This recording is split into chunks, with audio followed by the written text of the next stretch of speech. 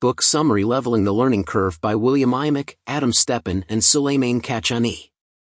Enjoy the video. Please subscribing to my channel for more great content like this. You'll be notified when I upload new videos. Leveling the Learning Curve is a book that explores the intersection of technology, education, and public policy.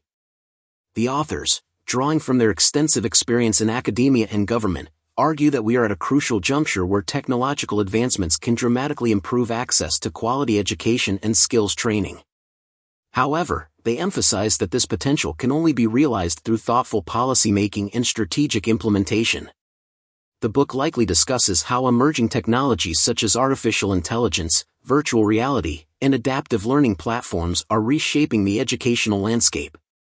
The authors probably argue that these tools have the potential to personalize learning experiences, making education more effective and accessible for people from diverse backgrounds and with different learning styles. A key theme of the book is likely the importance of leveling the playing field in education. The authors may discuss how technology can help bridge educational gaps caused by socioeconomic disparities, geographical limitations, or other factors that have traditionally limited access to quality education. The narrative probably emphasizes the need for collaboration between educators, technologists, and policymakers to create effective strategies for integrating technology into education systems. The authors likely stress that simply introducing technology into classrooms isn't enough. It needs to be accompanied by changes in teaching methods, curriculum design, and assessment practices. While I can't provide specific case studies from the book, here are 5 general examples that might illustrate some of the book's key concepts. 1. A rural school district that uses virtual reality technology to provide students with immersive learning experiences they wouldn't otherwise have access to, such as virtual field trips to museums or historical sites. 2. An online platform that uses adaptive learning algorithms to tailor math instruction to each student's individual pace and learning style, resulting in improved performance across diverse student populations. 3. A government initiative that partners with tech companies to provide coding boot camps in economically disadvantaged areas, helping to bridge the digital skills gap. 4. A university that implements a blended learning model, combining online courses with in-person instruction, to make higher education more accessible to working adults. 5. A corporate training program that uses gamification and microlearning techniques to improve employee engagement and retention of new skills. The book likely concludes by emphasizing that while technology offers immense potential for improving education, it's not a panacea. The authors probably argue that successful implementation requires careful planning, ongoing evaluation, and a commitment to addressing underlying systemic issues in education. They may also discuss potential challenges and ethical considerations, such as data privacy concerns, the digital divide, and the need to ensure that technology enhances rather than replaces human interaction in the learning process.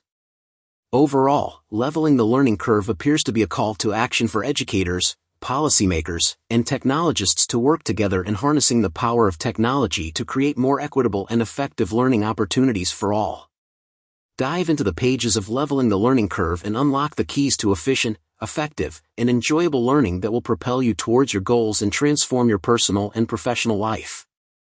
Leveling the Learning Curve presents a comprehensive and evidence-based approach to mastering any skill or subject.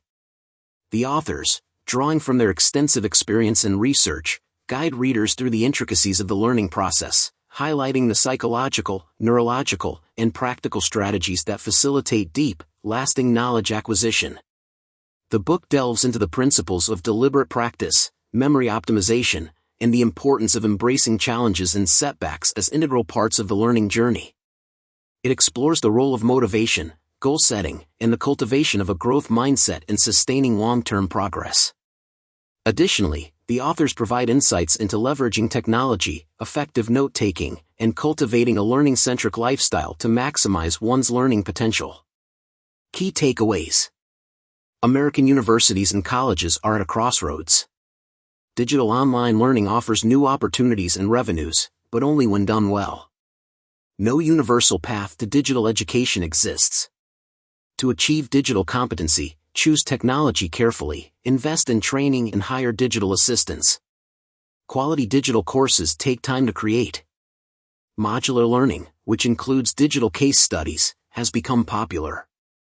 Interactive learning drives results. Advanced AI and automation will create profound changes in education. Summary. American universities and colleges are at a crossroads. Enrollment in U.S. post-secondary educational institutions has declined significantly since 2019. The experience of digitized distance learning during the COVID-19 pandemic has put additional pressure on universities and colleges to make higher education more flexible. Institutions that don't respond will almost certainly lose more students and may ultimately fail.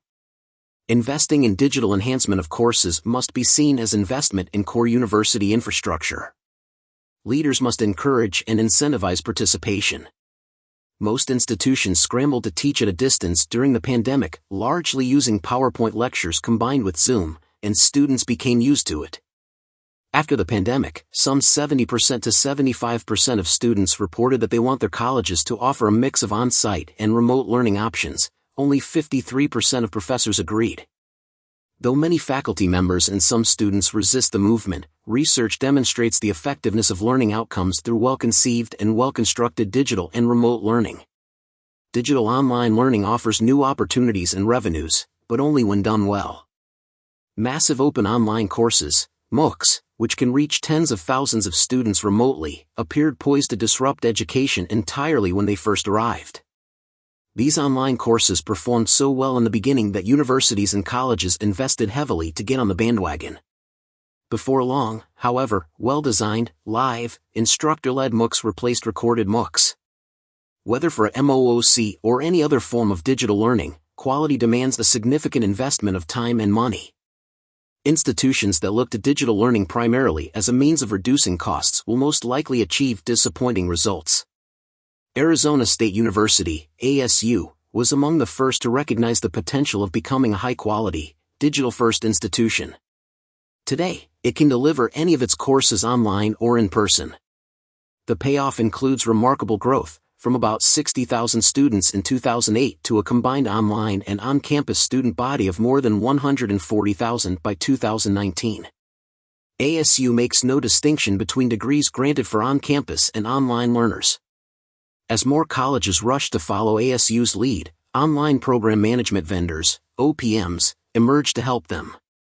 With their technology and know-how, OPMs work in the background to build digital universities for their clients, leveraging content created by college faculty. OPM fees typically come from a percentage of tuition, giving colleges a way to go digital quickly and with low upfront costs. Most educators embrace the theory that, compared to reading and lectures, students learn more from doing and from each other, and digital learning facilitates this. Giving students access to digital materials encourages them to build their own understanding of a topic beyond lectures and textbooks. This has paved the way for flipped learning, in which teachers give their students access to recorded lectures, videos, TED Talks and other resources before they come to a class so that they can spend the time in class engaged in discussions about the topic. Digital tools are key to connecting universities to non-traditional learners. Doing so is both an ethical imperative and a key survival tactic for most universities and colleges. When learning design includes social media tools and other ways for students to connect with each other, learning accelerates, as students experience a boost in engagement that comes with debating and brainstorming ideas. Technology even allows professors to monitor students' engagement in active and peer learning, so that teachers know who needs help and who they might call on in class at various points in the discussion. Peer learning tools and principles also permit faculty and students from different disciplines to share and combine their ideas. Cornell University, for example, has leveraged digital assets from its renowned hospitality program into courses delivered to learners in Rwanda. Elsewhere, colleges use digital materials to extend learning to non-traditional students whose circumstances do not permit on-site learning at a college or university. This benefits society and often gives colleges an additional revenue stream. No universal path to digital education exists. As universities navigate the digital education landscape, they face strategic questions around funding, technology management, financial models, and their broader societal role. Leaders in the education sector grapple with pivotal questions, the answers to which depend on institutional history, culture, and goals. For example, what degree of faculty resistance do they have to overcome? How can leaders incentivize faculty to embrace digital course creation and delivery, and how can they build the skills professors need to create quality online education? One of the first decisions involves outsourcing versus creating solutions in-house. While digital tools might be deemed a core capability best managed internally, collaborations with external entities can offer new insights and provide specialized support. Following the lead of pioneers like Cornell, Georgia Tech, and Columbia University, in-house OPMs have grown more popular. They are especially appealing when the university already has central teams, often called Centers for Teaching and Learning, CTLs, responsible for course and curriculum design and support. Few CTLs have been designed to manage large-scale production of digital assets. If CTLs are to take on new responsibilities, they need new management structures, new staff, and digital production facilities. Next, leaders should decide whether responsibility for digitization rests within departments or faculty, or with the college itself to provide central resources. Most experts argue that departments should design programs tailored to their needs, but financing and support should come from a central university entity, as this both accelerates progress and maintains university standards. Institutions should develop clear, uniform policies on intellectual property to streamline the integration of new digital initiatives. This may involve compensation arrangements, acknowledging professors' digital contributions and offering them incentives during content creation phases. Leaders often assume that digital and remote learning will cost less, yet quality digital assets don't come cheap, especially when royalties to professors enter the picture. Nevertheless, given the infrastructure costs associated with traditional learning, quality online learning should prove less expensive. Today, however, many online courses are priced just slightly below on-campus ones, potentially limiting access for less affluent students. To achieve digital competency, choose technology carefully, invest in training, and hire digital assistants. Tenured faculty often lack the skills needed to drive or even participate effectively in digitization efforts. Accelerate their learning by fielding digital teaching assistants who can provide faculty with needed support. This not only helps in easing the integration of technology and curriculum, but it fosters a new generation of tech-savvy educators. Also, adopt a universal template with simple guides for creating class websites on a modern and flexible learning management system, LMS, or similar platform. This aids in consistency and ease of use. Provide support to faculty and teaching assistants by making it easy for them to access the tools, and use just one set of tools to prevent confusion. Offer short workshops live and online to acquaint faculty with core digital tools. Having an attractive and inviting LMS course website is an obvious plus for students, but even more important is having faculty understand and use the core LMS functionality. Invest in classroom technologies, including camera and audio systems that integrate with the university's video systems. Initially, this could be introduced in main lecture halls used for essential courses. This high-flex approach gives learners the option of participating either in the classroom or remotely, and done well, it makes the experiences equal and seamless. Like any other recorded video lecture, a live classroom recording becomes a valuable on-demand digital asset that students can use in their studies and that colleges can leverage into other courses. Again, digital teaching assistants should work alongside professors to make this approach work. Finally, adopt social annotation tools that allow learners and teachers to collaborate on or even create documents in real time. Integrate these tools with your LMS and supplement them with training guides to optimize their use. Professors can and should design assignments around social annotation tools.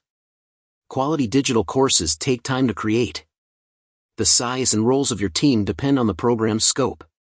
Some universities employ hundreds of people in their digital course design groups. Start with planning. Create a well-defined learning guide, rooted in research, that incorporates best practices like active learning, peer interactions, and real-world application. Focus first on high enrollment, foundational courses that you can deliver in diverse formats. Successful course design is not just a matter of taking your content and making it flashy and putting it online, but rather designing a great learning experience. Bill Cochran, Wiley University Services. Partner with faculty who will collaborate with design and media experts. Creating a new digital course might take a faculty member up to 150 hours across several months. Use the backward design approach, first determine outcomes, then design content to achieve them.